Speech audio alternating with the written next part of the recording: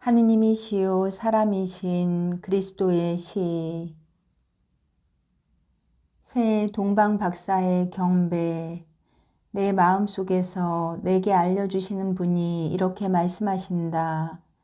내가 하게 되겠고 내가 보여줄 그 묵상들을 믿음의 복음들이라고 불러라. 그것은 이 복음들이 너와 다른 사람들을 위하여 믿음과 그 이득의 힘을 명백하게 설명할 것이고 하느님께 대한 너희 믿음을 확고하게 해주겠기 때문이다. 나는 작고 새하얀 베들레헴이 한 배의 병아리들처럼 별빛 아래 모여있는 것을 본다. 여기서는 주요한 길들이 직각으로 교차한다. 하나는 이 고장 밖에서 오는 이 읍내 지나서까지 계속되고 또 한 길은 읍내를 쭉 가로질러 가지만 더 멀리까지 가지는 않는다.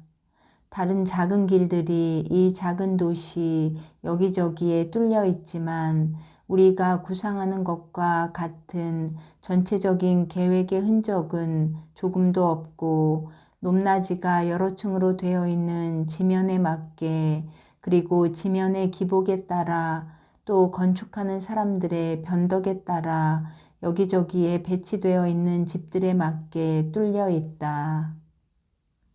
어떤 집들은 오른쪽을 향하고 어떤 집들은 왼쪽을 향했으며 또 어떤 집들은 옆을 지나가는 길에 비하여 비스듬히 세워져 있어서 길이 한 곳에서 다른 곳으로 돌아가지 않고 바로 가는 직선으로 된 길이 아니고 구불구불 펼쳐지는 리본같이 보일 수밖에 없게 된다.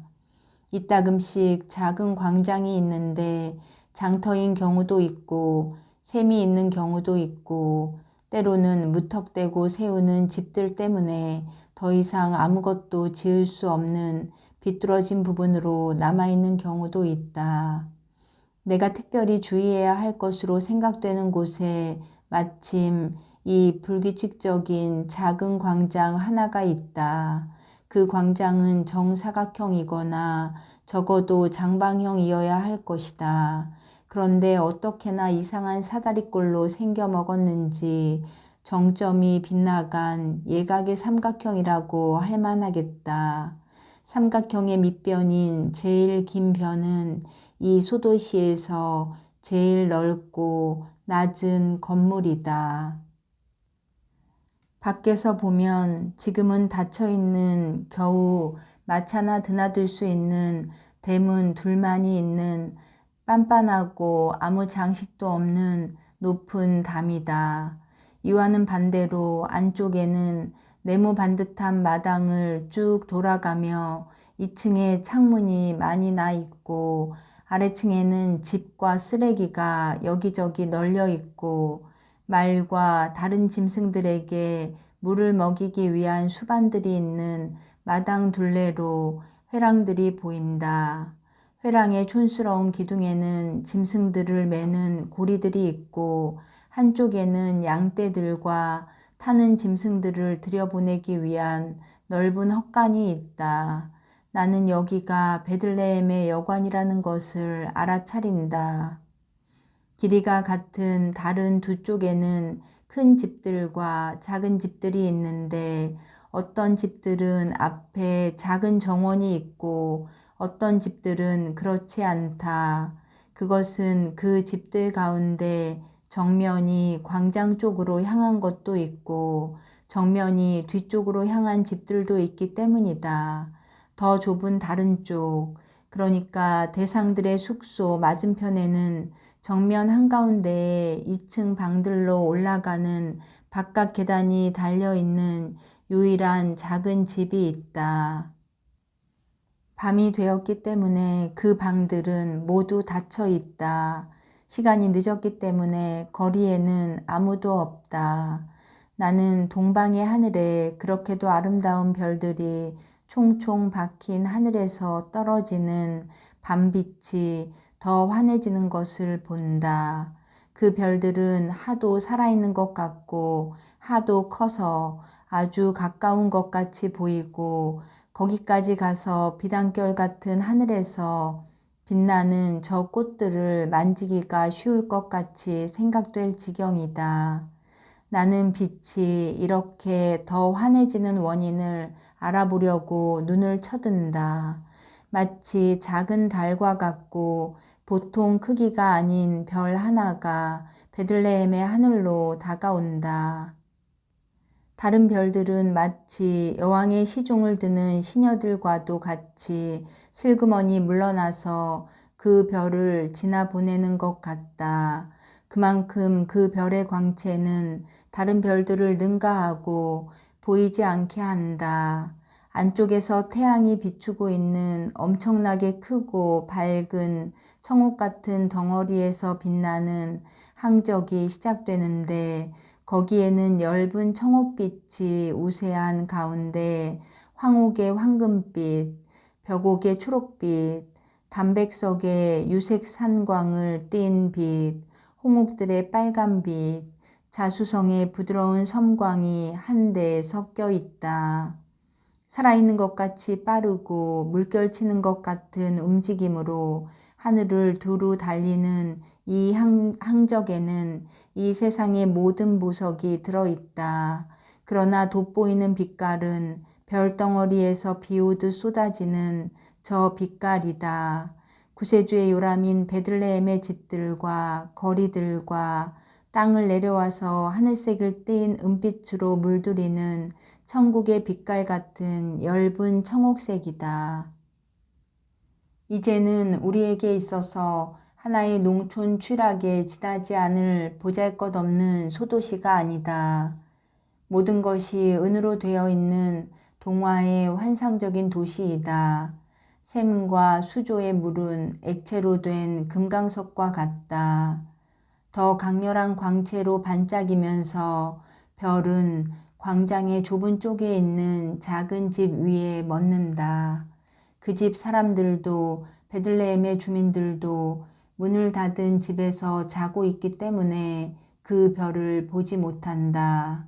그러나 별은 그 빛을 점점 더 빨리 꿈틀거리고 그 꼬리가 떨며 하늘의 반원들을 그리면서 좌우로 흔들린다.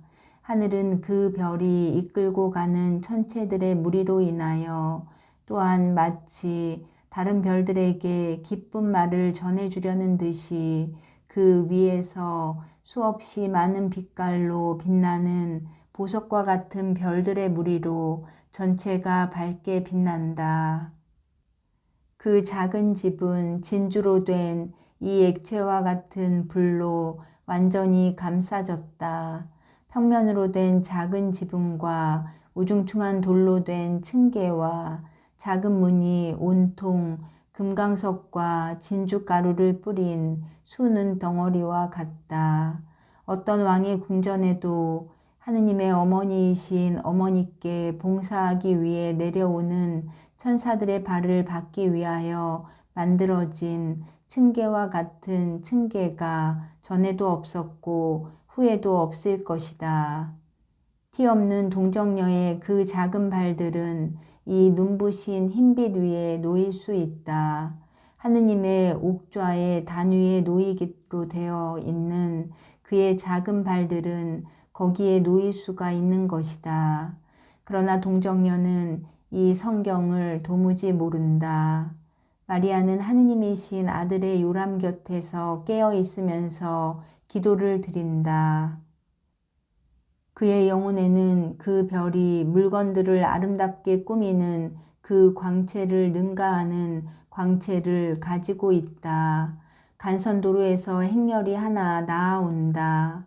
마구를 단 말들과 손으로 끌고 오는 다른 말들, 그리고 어떤 것은 사람이 타고 어떤 것은 짐을 실은 단봉 낙타들과 쌍봉 낙타들이다. 굽소리는 급류의 돌 위를 지나가다가 부딪혀서 물이 철철 흐르는 소리를 낸다. 광장에 이르러서 모두가 걸음을 멈춘다. 행렬은 별의 방사를 받아 환상적으로 빛난다. 대단히 호화로운 타는 짐승의 장식과 말탄 사람들의 옷과 얼굴과 짐들 모두가 반짝이며 금속과 가죽과 비단과 보석과 짐승들의 털빛깔의 원래의 광채를 선명하게 하며 별의 빛과 합친다. 눈들이 빛나고 입들은 미소를 짓는다.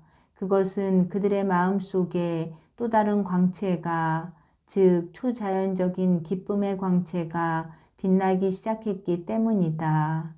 하인들이 짐승들을 끌고 대상들의 숙소로 가는 동안 여행단의 세 사람이 각기 타고 있던 짐승들에서 내리니 짐승들은 어떤 하인이 다른 곳으로 끌고 가고 그 사람들은 걸어서 집을 향하여 간다. 거기서 그들은 이마를 땅에 대고 엎드려 먼지에 입을 맞춘다. 대단히 호화로운 그들의 옷이 말해주는 것과 같이 그들은 세 사람의 권력자이다. 피부색이 매우 짙은 한 사람은 약대에서 내리자마자 흰 비단으로 지은 화려한 옷으로 몸을 감싼다. 이마에는 귀금속으로 만든 테를 둘렀고 허리에는 호화로운 허리띠를 띄었는데 칼 밑이 보석으로 장식된 비수 또는 검이 달려있다. 훌륭한 두 마리 말에서 내린 두 사람 중에 한 사람은 노란색이 돋보이는 매우 아름다운 줄친 옷감으로 지은 옷을 입고 있다. 그 옷은 두건과 끈이 달린 성직자의 겨울옷같이 생겼는데 두건과 끈이 어떻게나 금실수로 장식을 했는지 전체가 금실로 선세공을 한 덩어리 같다. 셋째 사람은 발목에 졸라맨 넓고 긴 바지에서 나오는 헐렁헐렁한 비단 샤스를 입고 있다. 그는 아주 고운 어깨거리를 두르고 있는데 그 사람 전체를 꾸미는 빛깔이 어떻게나 선명한지 꼭 꽃이 만발한 진짜 정원과 같다. 머리에는 터반을 쓰고 있는데 금강석을 물린 거미발로 장식된 작은 사슬로 고정되었다. 구세주가 들어있는 집을 숭배한 다음 그들은 다시 일어나 대상들의 숙소로 간다. 거기서 하인들이 문을 두드려 열게 한다. 여기서 환상이 끝난다. 환상은 3시간 후에 동방박사들이 예수께 경배하는 광경으로 다시 계속된다. 낮이다. 아름다운 태양이 하오의 하늘에서 빛나고 있다.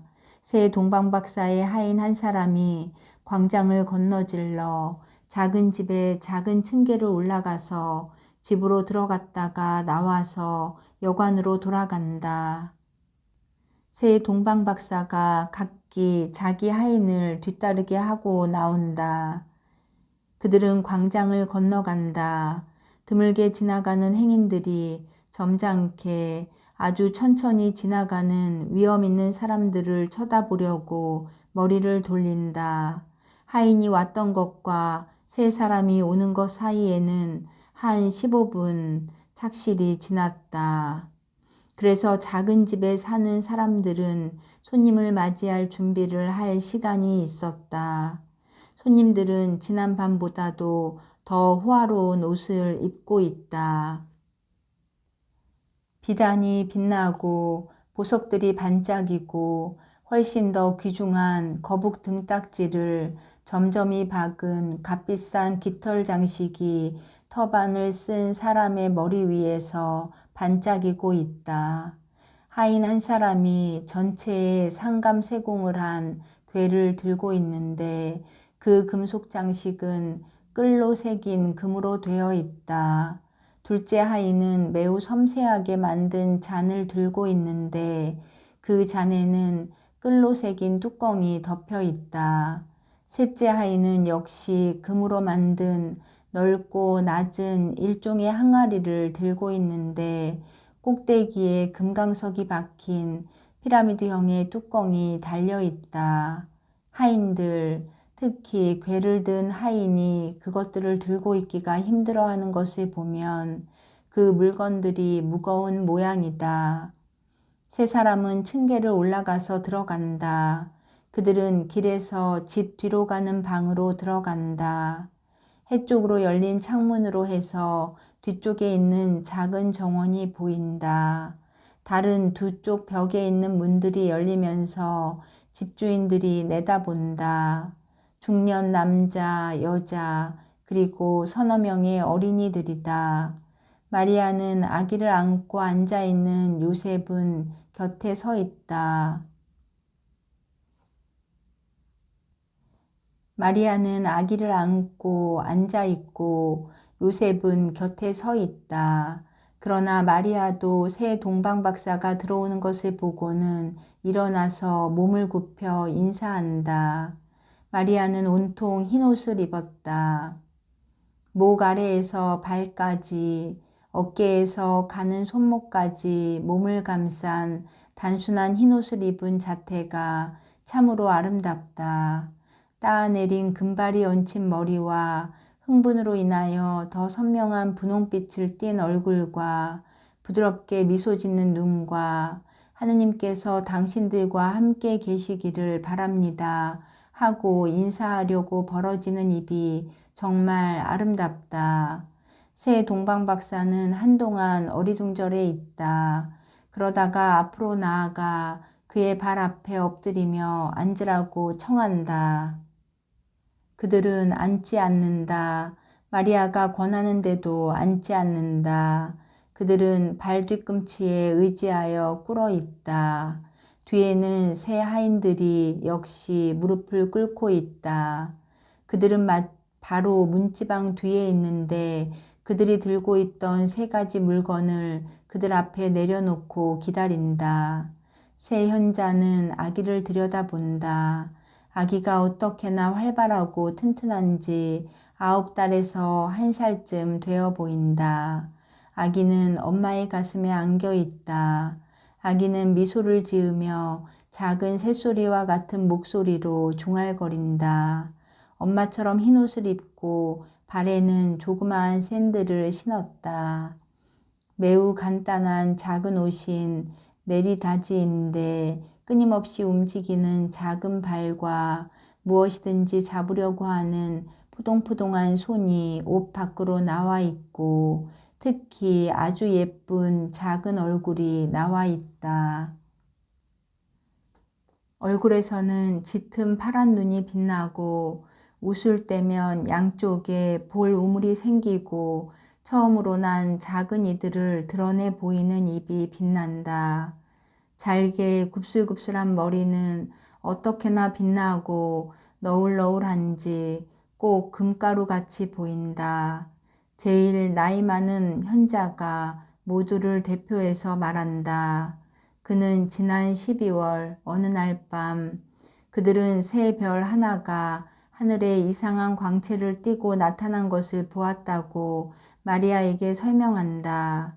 천체도에는 그 별이 나타나 있지 않았고 그 별에 대한 말도 일찍이 없었다. 그 별의 이름이 알려지지 않았었다. 그 별은 이름이 없었다. 하느님의 품에서 나서 축복받은 진실, 하느님의 비밀 한 가지를 사람들에게 말하려고 꽃이 피듯이 나타난 것이다. 그러나 사람들의 마음이 진흙 속에 파묻혀 있었기 때문에 그들은 그 별을 우습게 보았었다. 그들은 눈을 하느님께로 들지 않았고 하느님께서 하늘에 빛나는 별들을 가지고 써 놓으시는 말씀을 이로 인하여 하느님을 영원히 찬미하자 읽을 줄을 모른다. 동방 박사들은 그 별을 보았고 그 목소리를 알아들으려고 노력하였다. 그들은 그들의 몸에 허락하던 얼마 안 되는 잠을 기꺼이 포기하고 음식 먹는 것도 잊고 황도대 연구에 몰두하였었다. 그리하여 천체의 교회와 시간과 계절과 옛날 시리와 천체의 배합의 계산으로 그 별의 이름과 비밀을 알게 되었었다. 별의 이름은 메시아이었고 그 비밀은 메시아가 세상에 왔다는 것이었다. 이리하여 그들은 메시아에게 경배하려고 각기 다른 사람 몰래 떠났던 것이다. 그들은 산과 광야, 골짜기와 강을 지나 밤에 여행하여 팔레스티나 쪽으로 왔었다. 별이 그 방향으로 갔기 때문이다. 그리고 각자가 지구의 각기 다른 세 지점에서 이 방향으로 오다가 나중에 사해를 지난 곳에서 같이 만나게 되었다. 하느님의 뜻이 그들을 거기에 모아 놓으셨다. 그래서 비록 각기 자기네 고장 말을 하는데도 서로 알아들으며 앞으로 나왔고 그들이 지나오는 나라들의 말을 알아듣고 할 수도 있었다. 이것은 영원하신 분의 기적이었다. 메시아는 예루살렘의 왕, 유다인들의 왕일 것이므로 그들은 함께 예루살렘으로 갔었다. 그러나 이 도시 상공에서 별은 자취를 감추었었다. 그들은 가슴이 메어지는 것과 같은 고통을 느꼈고 하느님께 은총을 이룰 행위를 하였는가 하고 성찰을 하였었다. 그러나 양심의 거리낌이 없음을 확인하고 그들이 경배하러 온 유다인들의 왕이 어느 궁궐에서 났는지 물으려고 헤로데 왕을 찾아갔었다. 왕은 사제장들과 율법 교사들을 불러 모아 가지고 메시아가 어디에 날 수 있는지를 물었고 이들은 유다의 베들레헴에서 라고 대답하였었다. 그들은 베들레헴을 향하여 왔었고 별이 다시 그들의 눈에 나타나 성도를 떠났었고 지난 밤에는 한층 더 빛났었다. 하늘이 온통 불이 붙은 것 같았었다. 그러다가 그 광채에 다른 별들의 빛을 모아가지고 이 집 위에 멎었었다. 그들은 여기에 태어나신 하느님이 계시다는 것을 알아차렸었다. 그래서 지금 아기에게 경배하고 그들의 초라한 선물을 드리는 것이었으며 무엇보다도 하느님께서 그들에게 내려주신 은총 때문에 그분을 끊임없이 찬미하였고 그분의 아들도 사랑하였던 그들의 마음을 드리는 것이었다. 그런데 그 하느님의 아들이 인성을 취하신 것을 지금 보는 것이었다. 그런 다음 헤로데 왕도 아기에게 경배하기를 희망하였기 때문에 그에게 보고하러 돌아간다는 것이었다.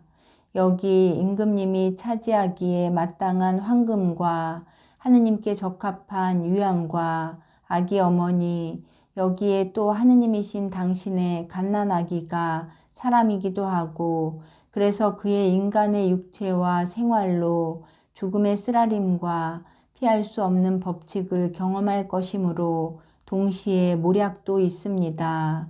우리가 아기를 사랑하기 때문에 이 말을 하지 않고 아기의 육체가 그의 영과 같이 영원하다고 생각하고 싶습니다.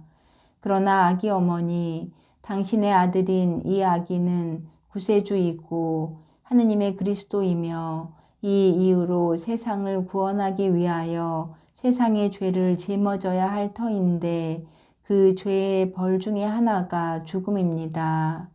이 수지는 그 시간을 위한 것으로 그의 거룩한 육체가 썩지 않고 부활까지 그 완전을 보존하게 하기 위한 것입니다. 이 선물들 때문에 아기가 우리를 기억하고 당신 종들을 구원하고 당신의 나라를 주기를 바랍니다. 지금으로서는 그로 인하여 우리가 거룩하게 되도록 아기 어머니가 아기를 우리의 사랑에 주어 그의 발에 입맞춤으로 하늘의 축복이 우리 위에 내리게 해 주십시오. 현자들의 말로 인하여 생겼던 공포를 극복하고 죽음을 상기시킴으로 인하여 느꼈던 슬픔을 비로소 감춘 마리아가 아기를 내준다. 아기를 제일 나이 많은 사람의 팔에 안겨주니 그 노인은 아기에게 입맞추고 아기의 쓰다듬음을 받고 나서 다른 사람들에게 건네준다.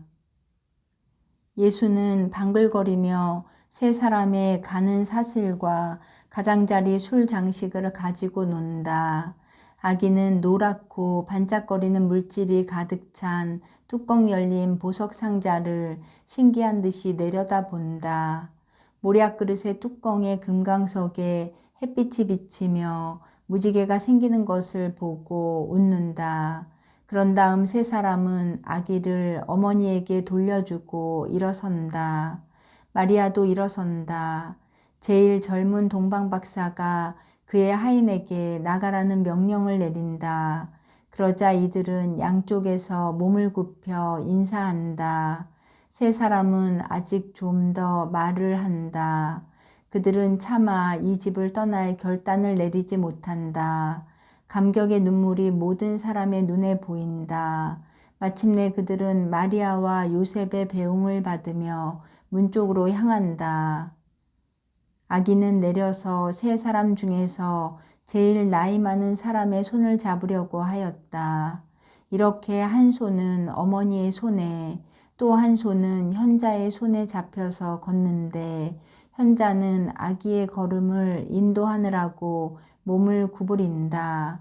예수는 아직 어린아이다운 불확실한 걸음을 걸으며 바닥에 깔린 포석 위에 해로 인하여 생긴 빗줄기를 발로 차면서 웃는다. 문지방에 이르러서 이 방은 집 전체 길이에 걸쳐 있다는 것을 잊지 말 것이다. 세 사람은 마지막으로 한 번 더 무릎을 꿇고 예수의 발에 입맞추며 하직 인사를 한다. 마리아는 아기에게로 몸을 숙이고 그의 작은 손을 잡아 동방박사 각 사람의 머리 위에서 축복의 손짓을 하라고 이끈다. 그것은 벌써 마리아가 인도하는 예수의 작은 손가락이 긋는 십자 성호이다. 그런 다음 세 사람은 층계를 내려간다. 여행단은 벌써 채비를 다 차리고 거기에서 기다리고 있다. 말들의 제갈 장식이 넘어가는 햇빛을 받아 반짝인다. 이 아릇한 광경을 구경하려고 사람들이 광장에 모여 있다. 예수는 작은 손으로 손뼉을 치며 깔깔 웃는다. 엄마는 아기를 들어 올려 층계참에 둘러친 넓은 난간에 기대 놓았다. 엄마는 아기를 떨어지지 않게 하느라고 한 팔로 가슴에 껴안고 있다. 요셉은 세 사람과 같이 내려가서 그들이 말이나 약대에 올라타는 동안 각자의 등자를 잡아준다. 이제는 주인과 하인 모두가 말이나 약대에 올라앉아 있다. 출발 신호가 내려졌다. 세 사람은 마지막 인사를 하느라고 그들이 탄 짐승의 목에까지 몸을 구부린다. 요셉도 몸을 굽혀 인사한다. 마리아도 몸을 숙여 인사하고 예수의 손을 이끌어 작별과 축복의 손짓을 하게 한다.